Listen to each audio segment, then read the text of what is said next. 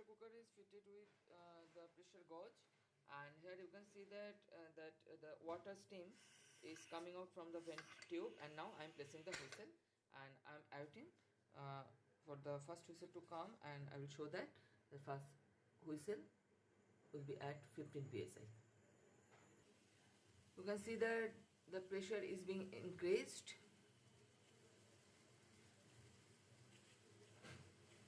It's now reaching to the 15 psi.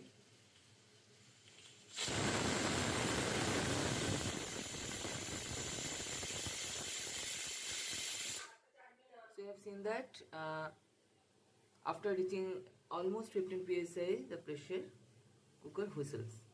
So I am showing it again. The whistles is here.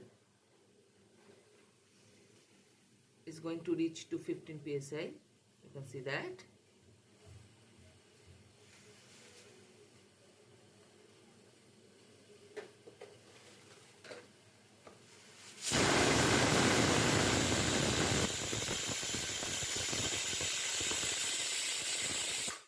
So now I am going to replace this weight